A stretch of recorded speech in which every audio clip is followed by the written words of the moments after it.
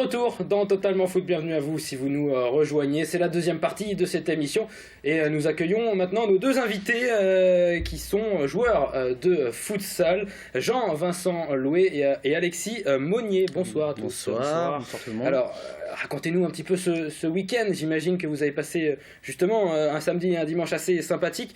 Vous venez de remporter la finale régionale de futsal, c'était à Montfort-le-Génois. Voilà, c'est vrai qu'on l'a remporté la finale, on s'y attendait pas spécialement parce qu'on n'était pas parti favori. Il y avait le Mans Futsal et l'Étoile Lavalloise qui étaient normalement en bonne position, qui pratiquent vraiment un très bon football. Donc c'est un honneur de terminer déjà premier puis de se qualifier au 32e de finale, surtout devant le Mans Futsal aussi. Alors, comment ça se passe? Il fallait se qualifier pour cette finale régionale avec 5 clubs? Voilà, en fait il y avait des tours préliminaires. Donc nous on a eu 2 tours, on a déjà éliminé le Somme, la meilleure équipe de DH actuellement, qui n'avait pas encore perdu un seul match. Donc on les a éliminés 8 buts à 2, je crois que c'est notre meilleur football, enfin notre meilleur genre de futsal qu'on a fait quoi. Et ça m'a même surpris de la part des gars, ils ont vraiment été... Et après on a sorti notamment le Mans FC. Et après on a sorti le Mans FC, voilà. Donc, une association avec des joueurs universitaires, et avec le Mans FC justement. Racontez-nous ce tournoi justement. Alors vous jouez le premier match contre le Mans Futsal. Donc, le Mans Futsal. Donc ce qui se passe en fait, c'est que sur le temps réglementaire, c'était des matchs de 12 minutes. Sur le temps réglementaire, si on gagnait, c'était 4 points. Si on perdait, c'était 0. Et si on allait donc pour les départager 2 équipes c'est le match nul, c'était tir au but, c'était 2 points la victoire et 1 point la défaite. La défaite au tir au but. Voilà, donc contre le Mans Futsal, il y a eu 0-0, donc on était au tir au but, on a perdu. Ouais. Après on a joué contre la Charny, qui est un club de 2e division de district, qui est le petit poussé, qui était vraiment assez impressionnant, qui m'a impressionné personnellement. On a fait 2-2, on a été au tir au but aussi, et là on a gagné. Voilà. Et du coup après ça a enchaîné contre Bazougé, on a retrouvé un peu notre football et on a gagné 2-0. Donc là on était à 7 points à l'issue avant notre dernier match, et Le Mans et Laval étaient à 10 points et on a gagné Laval à 13 secondes le dernier but, on met le deuxième but et qui élimine Le Mans Futsal et qui nous qualifie et qui nous donne le titre et qui nous qualifie en 32e de finale. Alors, vous vous qualifiez justement en 32e de finale de Coupe de France, ça sera où? Alors on ne sait pas encore, on sait que le tirage a lieu à midi, mercredi midi. Mercredi à midi. Qui est là, mais on ne sait pas, donc ça sera un tirage pour le Grand Ouest. Dans le Grand Ouest. Et il y a des équipes, on peut tomber sur une équipe de D1 de championnat de France. Alors donc justement, comment ça se passe? Les divisions en France, il y a la D1. Alors il y a la D1, qui équivaut à la Ligue 1. Ouais, c'est la Ligue 1. Bon, après c'est à moindre. Oui, moins grande échelle, mais bien évidemment. Mais il y a le championnat de France D1, D2. Après on a la DH. D'accord. En ce qui nous concerne en Sarthe et avec la Mayenne, on a que 2 divisions de district. D'accord. Et vous êtes en quelle division? Première division de district. Donc on a dit D1, D2, DH, première division de district, 2e division pour la Sarthe. Et la Mayenne en ont 3 et Paris en ont... Est-ce qu'on peut être pro au futsal? Alors, oui, oui, je pense que oui, on peut être pro. Après, c'est une question de chance aussi, je pense. Les clubs de division 1, c'est les clubs pro? De toute façon, il y a des très bons joueurs, mais je pense que nous, en France, on est un petit peu en la préhistoire du futsal. Comparé au Brésil, il y a Néné, Neymar, tout le monde est passé par là. Nous, on est un peu... mais bon, il y a quand même de très très bons joueurs. Mais vous jouez au foot normal, j'ai envie de dire, à côté? Là, vas-y. Vous battez pas je joue à la Mines. D'accord. Donc en 2e division. Et ça a lieu quand les matchs de futsal? Alors comment on fait pour concilier le foot traditionnel au futsal? Après en général le foot traditionnel c'est plus le dimanche. D'accord. Par rapport au futsal qui est plus en semaine. Donc du coup on arrive à gérer les deux. Bien sûr. Donc, quelle qualité il faut avoir pour être joueur de futsal, pour être un bon joueur de futsal? Pour le terrain, moi je suis le gardien de but. Donc pour lui sur le terrain, il va répondre pour le terrain et moi je répondrai pour le gardien de but. Pour un joueur de champ dans un gymnase pour le futsal? Personnellement, faut bien défendre et voilà. Il faut être technique. On a besoin d'une rapidité, il faut être rapide, très technique. Le gabarit physique est important? Moins Pas forcément. Pas forcément. Après, un très bon joueur de foot 11 n'est pas forcément un très bon joueur de futsal. Ça, non, c'est... Parce que justement, c'est beaucoup plus technique, voilà. D'accord. Il faut être plus fin, je sais pas comment dire ça. Pourquoi Le Mans Hôpital? Pourquoi Le Mans ALC Hôpital? Parce qu'en fait, la plupart travaillent à l'hôpital du Mans, tout simplement. D'accord. Et on est aussi sous le joug de l'ALC. Donc l'association loisirs et culture d'hôpital, c'est un peu le CE tout simplement. Et donc vous deux, vous faites quoi dans la vie? Vous travaillez à l'hôpital, mais qu'est-ce que vous faites particulièrement? Je suis cuisinier à l'hôpital du Mans. D'accord. Et moi je suis préparateur de commandes pour Ok. le magasin général. Voilà. Avez-vous des questions, messieurs? Est-ce que justement, on parlait là un jour de futsal, est-ce que vous avez l'envie, l'objectif d'aller voir plus haut dans le futsal à l'avenir? Ouais. Parce qu'actuellement, en première division, nous sommes premiers du classement au futsal. Et nous espérons monter en DH l'année prochaine et voir plus. Voilà, après, avec la stabilité, on a instauré une certaine stabilité, une certaine rigueur, quoi. C'est vrai qu'on s'est posé la question entre nous après le match, on s'est dit est-ce qu'on se met à fond dans le futsal ou pas, parce que les gars eux ils s'entraînent avec il y a beaucoup de joueurs de la Mines et on voulait savoir. Moi je joue pas au foot à 11 donc. Mais est-ce que justement un peu comme dans le foot à 11 où dès qu'on on va de division en division, il faut avoir aussi le budget, il faut avoir quelques infrastructures. J'imagine que c'est pareil pour le futsal. C'est pareil, puis là on est sous le joug de l'ALC donc. Oui, vous êtes pas... Après on va faut chercher des sponsors à droite à gauche, mais ça on s'en occupera si on est bien stabilisé en DH je pense. Ce sera un objectif à court terme. Ouais. Est-ce que personnellement vous voulez rester dans ce club ou est-ce qu'il existe des recruteurs par exemple dans les tournois qui peuvent vous faire aller en D2, en D1? On sait qu'il y a une équipe de région. Ouais, une équipe de région avec les meilleurs joueurs de futsal de chaque équipe. Et nous, personnellement, on compte rester dans notre équipe et voir recruter d'autres joueurs. Là, si on veut vraiment construire une équipe avec qu'on a actuellement, et nous renforcer. Moi je voulais savoir j'attendais la fin. Non, je voulais savoir est-ce que c'est votre plus beau souvenir pour l'instant dans votre équipe ou vous avez eu d'autres petites aventures peut-être un peu moins importantes qui vous ont quand même vraiment marqué? Moi je pense que c'est la plus belle. Parce qu'au foot en 11, j'ai pas encore eu la chance de jouer contre une Ligue 1 ou Ligue 2. Donc au futsal, c'est qu'un rêve et c'est un grand plaisir. Et puis c'est tout nouveau, moi je suis arrivé cette année avec eux, donc puis ils ont commencé il y a 1 ou 2 ans. Voilà. Il y a tous les âges au futsal? Oui. Pour certaines infrastructures comme le Mans Futsal, le Somme, tout ça, ils essaient d'instaurer une culture futsal, ouais. Et est-ce que le Mans, votre club justement, le Mans Hôpital, est-ce que vous bénéficiez d'un gymnase pour vous entraîner, ou les matchs? Non, pas. Enfin, là c'est Ivry-l'Évêque qui nous prête généreusement leur gymnase, donc on les remercie d'ailleurs. Mais sinon, non, pour l'instant, on n'a pas. Et au niveau des entraînements, la plupart des joueurs ils jouent tous au foot à 11. Donc c'est ça qui nous aide beaucoup à. Voilà, physiquement. Moi, je fais du soccer à côté avec. Du soccer. Des groupes. D'ailleurs, je passe un coucou aux Galactiques s'ils regardent. Voilà, je joue avec eux, c'est mes entraînements. Et à la différence d'un gardien de foot, quelles sont les qualités qu'il faut avoir pour être gardien de foot? Il faut avoir de bons réflexes. Futsal, très bon réflexe. Encore plus que oui, parce que le ballon vient très vite. Il faut être vivace dans ses sorties, il ne faut pas tergiverser, il faut surtout ne pas avoir peur du ballon. Quoi. Ouais. J'ai vu dans un magasin de sport qu'on ne citera pas que le ballon de futsal était bien différent que celui du foot normal. Plus léger, ça part plus vite. Ouais. Je l'ai fait tomber en fait. Ça rebondit pas. Pour tout vous dire, voilà, j'ai eu la surprise de. Non, c'est vrai que ça rebondit pas, c'est. Non. Et pourquoi justement ça rebondit pas? Alors ça par contre, on sait pas. C'est peut-être pour adhérer mieux au gymnase, je sais pas. Non, peut-être pour une facilité technique aussi. Pour éviter peut-être éviter aussi les grands ballons et les rebonds ça très haut. Ils mettent de la feutrine dans leur ballon. De la feutrine. Spécialiste évidemment. C'est mon rayon. Alors de quoi est composé le ballon de foot de futsal? Il y a de la feutrine, il est rempli de feutrine à l'intérieur de la vessie. Qu'est-ce qu'est la feutrine? C'est comme une espèce de tissu, du feutre quoi. D'accord. Allez voir sur Wikipédia.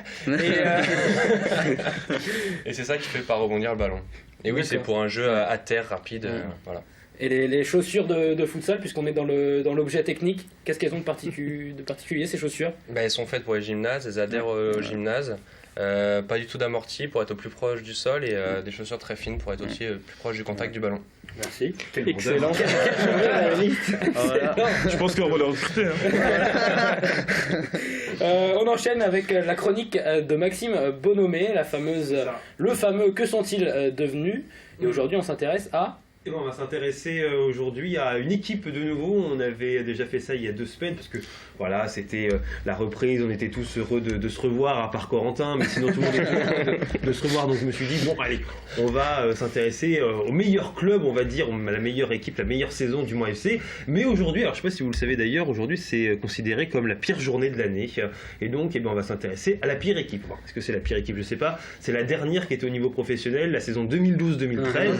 Je ne sais pas si vous vous en souvenez de cette saison. Un peu, ouais. Non, très très bonne saison d'ailleurs, on avait réussi de très bonnes choses. Et bon, on va s'intéresser un petit peu à cette équipe-là.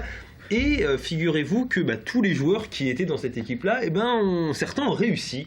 Alors oui, par exemple Morgan Sanson, vous connaissez tous. Excellent Morgan Sanson. Voilà, qui avait débuté lors de cette saison, qui est aujourd'hui à Montpellier, suivi par de grands clubs internationaux également chez les Espoirs. Voilà, certains ont pris leur retraite. Jérémy Janot, qui était arrivé, on s'en souvient, à la surprise générale, mais également Frédéric Thomas ou Olivier Thomer, qui était présent. D'ailleurs, on voit Jérémy Janot, c'était un peu la petite surprise. Malheureusement, il n'a pas pu échapper à la descente, parce qu'on rappelle que Le Mans était descendu, puis après il y avait eu tous les soucis.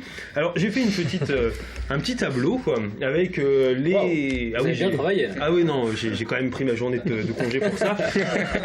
Donc, pour dire. Donc avec plusieurs catégories, donc ceux qui ont pris leur retraite, ceux qui ont réussi. Alors je ne sais pas si vous connaissez Idrissa Sylla. C'était un attaquant qui n'avait pas forcément marqué le club. Et marqué beaucoup de buts non plus d'ailleurs. Non, marqué beaucoup de buts. Et il joue maintenant à Anderlecht quand même, qui est plutôt un bon club en Belgique. Il joue la Ligue des Champions quand même. Qui joue la Ligue, voilà par exemple. Alors, il joue pas non plus tout le temps, mais malgré tout, Idrissa Sylla également a réussi. Moricone aussi, qui était le défenseur central du club avec Fernando Cassagne. On reviendra sur Cassagne parce que lui, il a un bon destin. Moricone qui joue à 3. Malheureusement, il s'est blessé au début de saison. Il était titulaire dans l'équipe de 3, qui réalise pas un très très bon début de championnat, on dira ça comme ça, mais tout est possible encore. En tout cas, Moricone s'est blessé, il jouera pas jusqu'à la fin de la saison, donc il ne pourra pas aider les Stacks. Et puis également, on peut citer Amara Babi, qui a eu des petits soucis avec son club d'Auxerre. Bon, il a juste décidé de plus s'entraîner, mais bon, c'est... Maintenant, on connaît chez les filles. Oui, voilà. Quelque chose. C'est la mode en ce moment. Maintenant, il est en Belgique à Charleroi. On a également Geoffrey Cuffot qui est à Nancy, qui était parti à Nancy, qui est resté. Joseph Mendes qui est au Havre. Bon, c'est pas trop mal. Et puis Hilaire Momi. Est-ce que vous vous souvenez d'Hilaire Momi? Il a... Égyptien. Non, même pas.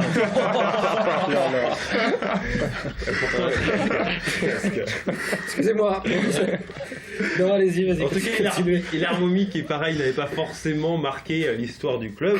Il est dans le club de Belge de Saint-Tron. Bon, c'est pas exceptionnel, mais il a quand même été meilleur buteur de cette équipe-là. Alors, je voulais quand même le signaler. On va dire qu'il a réussi. Et dans ceux qui ont réussi bof, on peut faire le tour du monde, par exemple, Carvens Belfort. Oui, le flop du Mans FC quand même. Qui est aujourd'hui à Chypre. Il voyage un petit peu avec sans doute la recrue du Mercato 2012, à savoir Jean-Eudes Maurice. Grand joueur s'il en est du Paris Saint-Germain. On ne critique pas Jean-Eudes. On ne critique pas Jean-Eudes Maurice, mais c'est vrai qu'il avait été très très bon, on s'en souvient. Jackie Zeng, le chinois, il est reparti en Chine, pas de surprise. On a pas mal de joueurs qui sont au niveau national. C'est quand même plutôt pas trop mal. Est-ce que vous vous souvenez par exemple Adénon?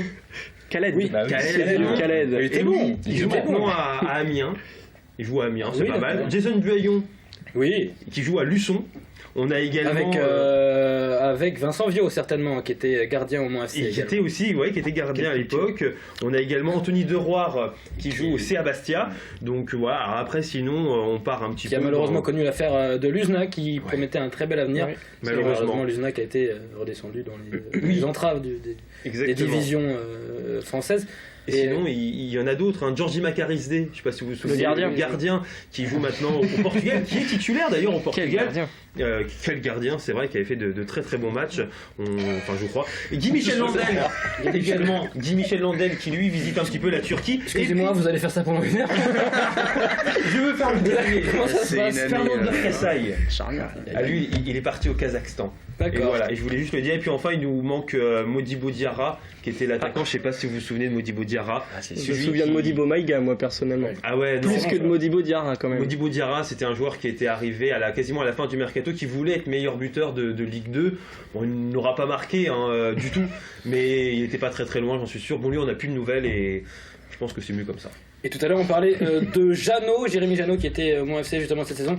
J'en profite pour dire qu'il a joué au Mans FC, mais qu'il a également formé Quentin Benardo, qui lui était également au Mans et qui est parti à Nancy. Il est parti à Nancy et puis là il a signé à l'AFC Tubize, club de 2e division de Belgique, et ça se passe très bien Belgique, pour lui.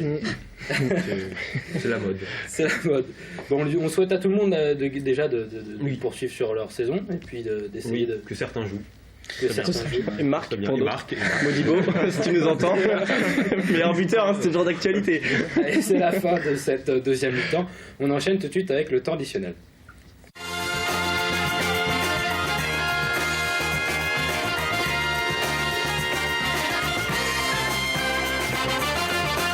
Bon, et rapidement, 3 questions. Match annulé, vous avez les petits pouces verts, les petits pouces rouges. Match annulé du Mans FC ce week-end, bien ou pas bien? Bien, pas bien et pas bien. Pourquoi? Moi je trouve que c'est bien, personnellement.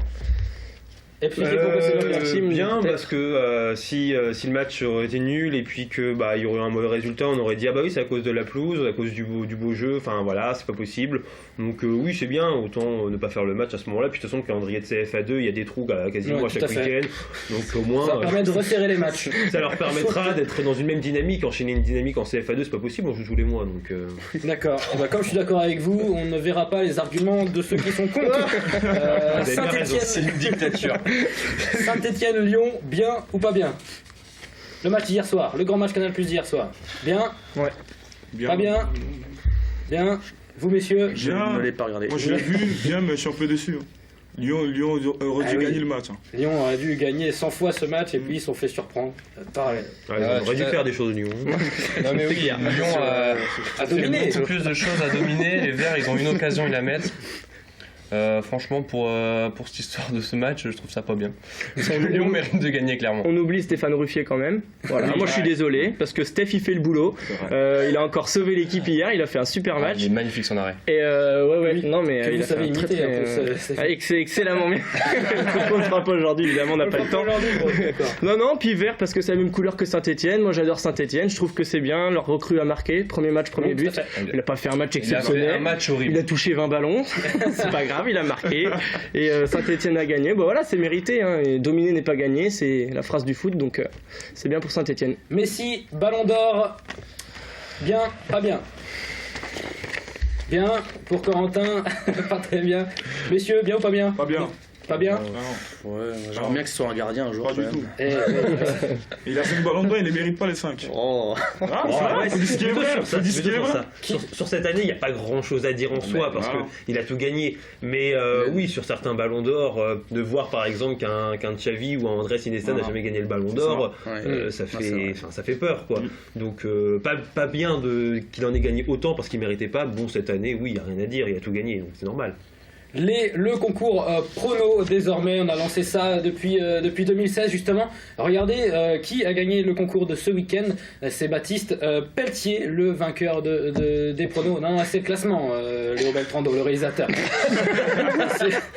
Le classement, oui on le voit. Bon alors premier Baptiste Pelletier, deuxième Maxime Bonhomé, le chroniqueur de cette émission. Égalité avec Corentin, avec le classement met devant. Quentin Perrin. C'est vous dire les qualités de ces chroniqueurs, on ne les choisit pas par hasard évidemment.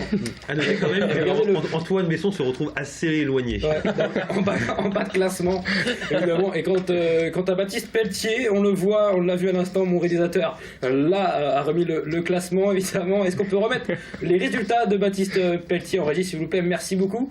Et regardez, un sans faute avec un score exact sur le match des féminines du Mans FC. Il fallait le voir, ce 2-0 justement. Et cette semaine, on vous propose également de pronostiquer les matchs du week-end. Il y en a deux, Saint-Saturnin contre Coulennes et le Mans FC B contre Conneré. Alors messieurs, des pronostics sur ces matchs? Merci, on se quitte tout de suite. Bon, moi je vais commencer par parce qu'il y a mon équipe dedans quand même, mon club. Saint-Saturnin, très rapidement. Ouais, très rapidement. Moi j'espère qu'ils vont gagner, j'espère tout cœur qu'ils vont gagner, même s'ils ont encore perdu ce week-end. Bon après ça va être un match compliqué, hein, encore une fois. Victoire de 1 de Coulennes. Victoire de 1 de Coulennes. Moi j'espère que victoire, au niveau de victoire de Conneré. Combien 3-1 tiens. 3-1 pour Conneré. Ouais. Messieurs, le match du Saint-Saturnin. Coulennes. Moi je dis Saint-Saturnin. Coulennes, Saint-Saturnin et le match du Mans FC contre Conneré. Je vais mettre Conneré aussi. Conneré également. Je vais mettre Le Mans FC, la deuxième équipe. Parce que si Le Mans ne joue pas, il y a quelques joueurs de l'effectif CFA2 qui peuvent redescendre. Et oui, Julien Gagne de l'autre côté. Il y a Julien Gagne également. Ici, qui est très bon. Alan Béatrix. Vous l'oubliez, monsieur. Également. Tout à fait. Mais j'ai envie de jouer la surprise. On verra bien si je suis encore en bas de classement de ce week-end. Et la vidéo du match de Totalement Foot contre Radio Alpa sera mise cette semaine en ligne sur la page Facebook. N'hésitez pas à mettre un petit j'aime d'ailleurs. Messieurs, merci beaucoup. Merci à vous de nous avoir invités. Mais de rien. Bonne continuation dans cette Coupe de France. On espère que vous allez tirer un petit club de futsal pour cette 32e de finale et pour passer au prochain tour. Messieurs, merci, et puis à la semaine prochaine, on fait comme ça. Allez, on fait comme ça. Même heure, même chaîne, c'est la fin de cette émission, à la semaine prochaine.